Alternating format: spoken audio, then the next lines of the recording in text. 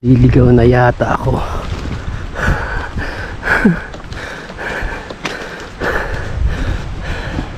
Hindi ko alam kung saan na to. Susundan ko na itong mga trainer.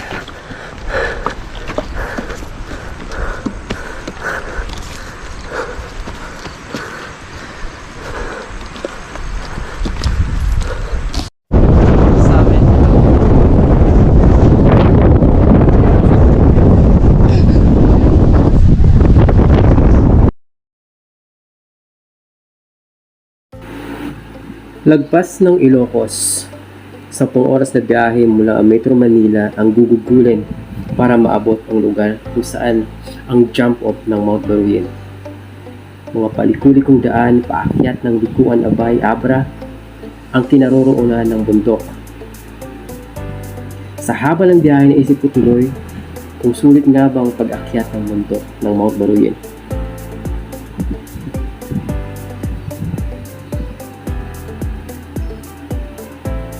Ang bundok ng Baruyin ay matatagpuan sa sitio Bago, Bunglo, Likuan Abay Abra sa probinsya ng Abra.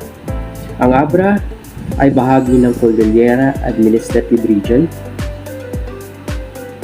Kaya naman napapalibot nito ng mga bulubundukin ng Ilocos Norte at Mountain Province.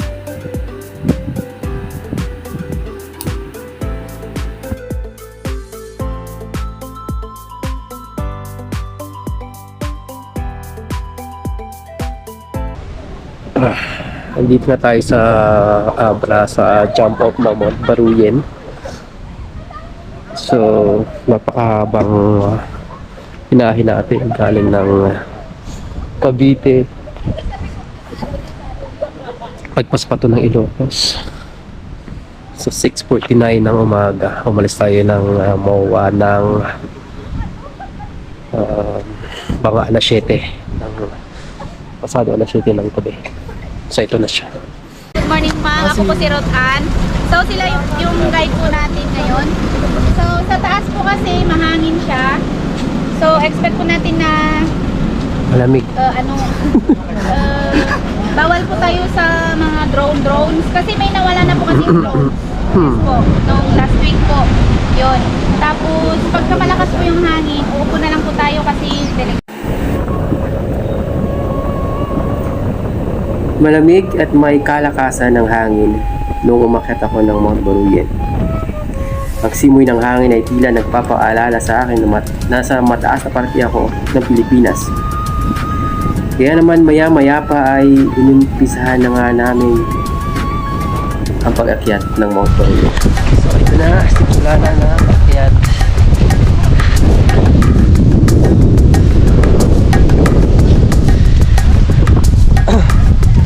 Lamig kahit maaraw.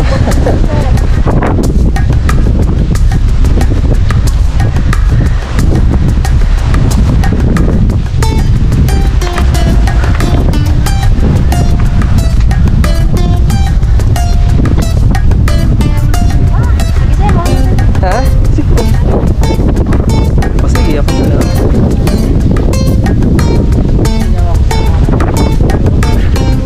Bang picture opportunity ah.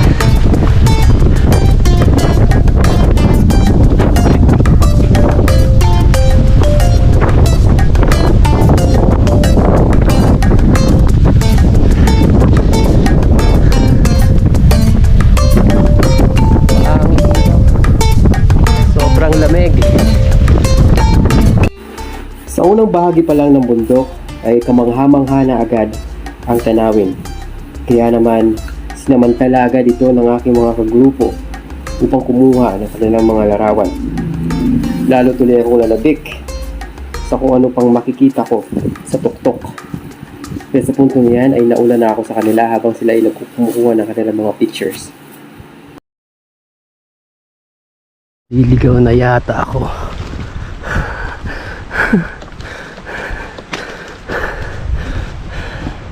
Hindi ko alam kung saan na to. Susundan ko na itong mga trainer. Solo joiner ako sa akit na ito.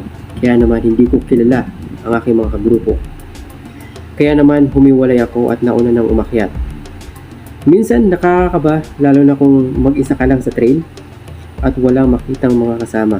Buti na lang at madaling sundan ang daan paakyat sa bundok. Ang pag-iisa minsan ay magandang bahagi ng buhay dahil ma-appreciate mo kung anong meron ka at ang mga bagay na sa paligid mo.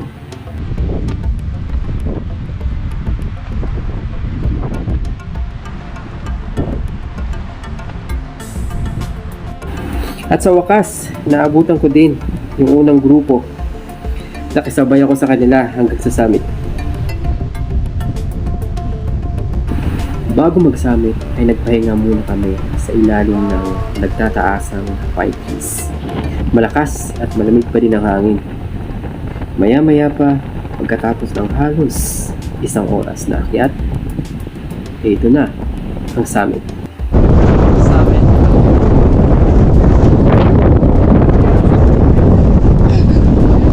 Ito ang tuktok ng Mount Baruyen.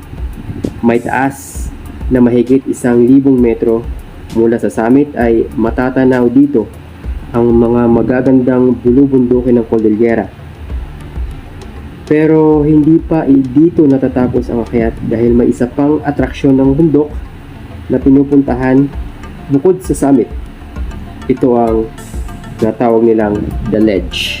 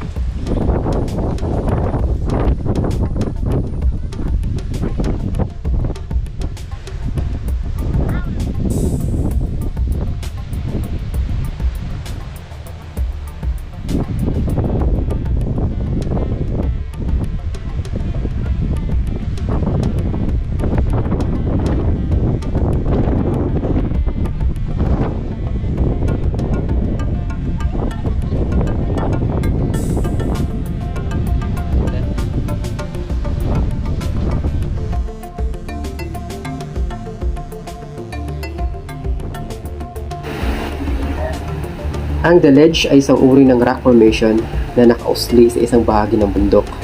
Pinupuntahan ito ng maakyat ng Mount Baruyen para makakuha ng magagandang picture. Tila isa itong bangin, kaya medyo mapanganib din lalo na kung takot ka sa matataas na lugar.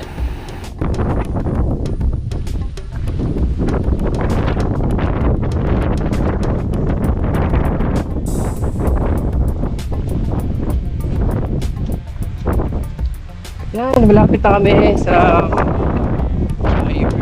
Lion Ledge.